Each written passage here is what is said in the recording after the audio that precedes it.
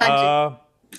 आप जब स्टॉक, कितने टाइम से स्टॉक मार्केट में हो, स्टॉक चुनते हो तो कैसे खुद ही डिसाइड करते हो क्या आप?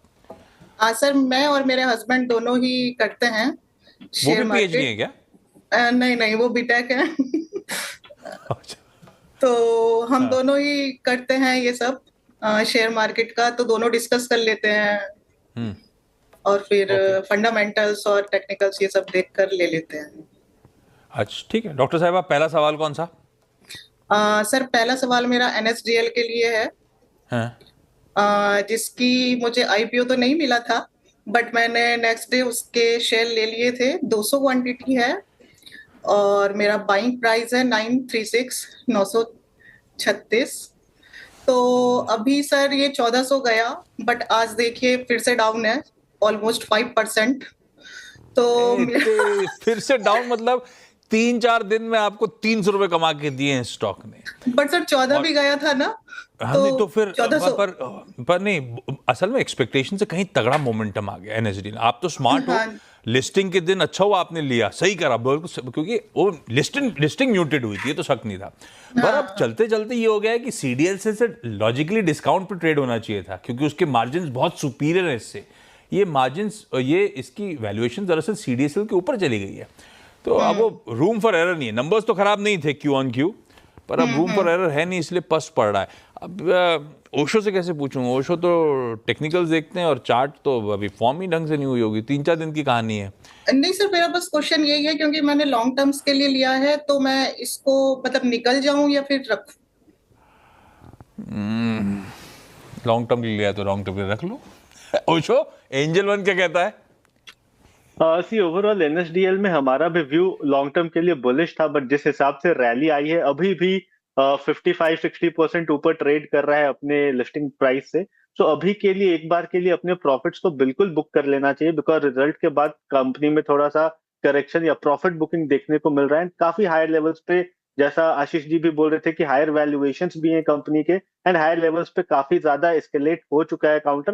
तो एक बार के लिए अपने पार्शियल प्रॉफिट तो बिल्कुल ही बुक कर लें, एंड जो रिमेनिंग क्वांटिटी रहेंगे उसमें आप स्टॉप लॉस मेंटेन करके चले 1180 का। उसके नीचे जाता है तो एक बार और करेक्शन मिल सकता है, एंड आपको लोअर लेवल्स पे ये काउंटर लॉन्ग टर्म के लिए के हिसाब से भी मिल सकते हैं।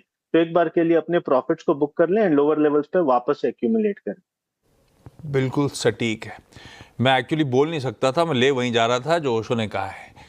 इतने कम समय में इतने बढ़िया रिटर्न्स हैं, पार्शियल प्रॉफिट बुकिंग तो बनती है मैम, क्योंकि अब अच्छा होगा लॉन्ग टर्म के लिहाज से, लेकिन अब वैल्यूएशंस को जस्टिफाई करने के लिए इसको कुछ क्वार्टर्स के अच्छे परफॉर्मेंसेस डिलीवर करने पड़ेंगे। तो टाइम वाइज अगर गिरा नहीं तो टाइम वाइज कंसोलिडेशन को लॉजिकली जाना चाहिए, इन लेवल्स पे मुनाफा बांध लेना चाहिए, पार्शियल प्रॉफिट बुकिंग करें, बचे हुए स्टॉक्स पे 1180 का है शायद ओशो ने, वो स्टॉप लॉसेस लगा के आप चाहें तो होल्ड कर सकते हैं।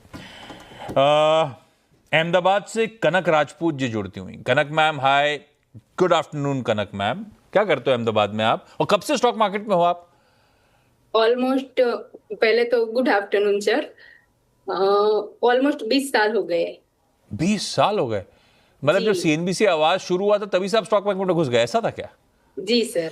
मेरे पति स्टॉक हाँ। मार्केट में जुड़े हुए हैं, उन्हीं की वजह से आज मैं हूँ। जुड़े हुए हैं मतलब वो ब्रोकर हैं कि स्टॉक मतलब खुद ट्रेडिंग सॉफ्टवेयर इन्वेस्टमेंट करते हैं? इन्वेस्टमेंट। अच्छा, तो अब आप खुद ही अपना चुनते हो कि हस्बैंड के साथ हस्बैंड डिसाइड करते हैं? नहीं, उनके साथ बातचीत करके हम दोनों डिसाइड करते हैं। हाँ, चलती आज किसकी है बातचीत में, आपकी चलती है कि उनकी चलती है? नहीं, दोनों की चलती है, पर आजकल हाँ। मेरी ज्यादा चलती है, क्योंकि मेरे हस्बैंड पॉलिटिशियन में है, तो उनको हाँ। ज्यादा वक्त नहीं मिलता, तो ज्यादातर आजकल आप, डिसाइड। वो इवेंचुअली आजकल तो आप ही की ज्यादा चलनी है। हाँ, बोल। आजकल वो मुझे बोलते हैं कि मेरे डीमेट में मुझे ही नहीं पता होता कि कब क्या बाय करते हो, क्या सेल करते हो। पर खुश तो है ना वो? बिल्कुल खुश है। तो पहले बस क्या कमा होता रहे हो था आप, क्या चाहिए फिर उनको? हाँ। कनक मैम पहला सवाल कौन सा? पहला सवाल राइट्स पर है सर। हाँ। 1200 क्वांटिटी है मेरे पास। हाँ। 250 की बाइंग प्राइस है। इसमें 600 क्वांटिटी थी और 600 मुझे बोनस में मिले हैं। हाँ, तो तो आपके भाव पे खड़ा हुआ, ये लंबी अवधि के लिए लिया है ना कनक मैम? हाँ, लंबी अवधि के लिए लिया है। वो 2024 में 800 तक गया था, 800 तक। हाँ। फिर वो बोनस का ये सब हुआ, उसमें वो नीचे आ गया है। तो अब इसमें बने रहना चाहिए या निकल जाना चाहिए? अपनी बाइंग पे ही खड़ा हुआ है, तो ऐसा समझे ओशो, इन लेवल्स पे राइट्स लगता कैसा है आपको? सी मुझे लगता है ओवरऑल ट्रेंड ठीक ठाक है। अभी करेंटली शॉर्ट टर्म पर्सपेक्टिव में थोड़ा सा प्रॉफिट बुकिंग और देखने को मिल सकता है। लोअर लेवल्स पे 235-30 का जोन है, जहां पे काफी स्ट्रॉन्ग सपोर्ट है काउंटर के लिए, but technical parameters already oversold terrain पे, तो यहाँ से एक अच्छा या लिमिटेशन बोल सकते हैं कि लोअर एंड पे लिमिटेड मूव देखने को मिलेगा। 235 के आसपास अगर आए तो वहां से एक अच्छा बेस फॉर्मेशन हो चुका है एंड वापस से बाइंग ट्रैक्शन देखने को मिल जाएगी। तो बेटर है कि आप पोजीशंस को होल्ड करें मीडियम से लॉन्ग टर्म पर्सपेक्टिव के हिसाब से। 270 का इसका एक बहुत क्रिटिकल रेजिस्टेंस है। 270 क्रॉस करता है, उसके बाद हमें एक बुलिश ट्रैक्शन इस काउंटर में बनते हुए दिखाई दे सकता है। तो अभी के लिए थोड़ा सा वेट एंड वॉच का सिनारियो है, बट मुझे लगता है कि लंबे अवधि के लिए बिल्कुल पोजीशंस को होल्ड करें। 270 के ऊपर काउंटर में वापस बाइंग ट्रैक्शन बन जाएगी। इमीडिएटली 320 के टारगेट्स रहेंगे, उसके ऊपर निकलता है तो वापस से रिव्यू करना हो। हाँ, देवयानी इंटरनेशनल के रिजल्ट्स आते हुए खराब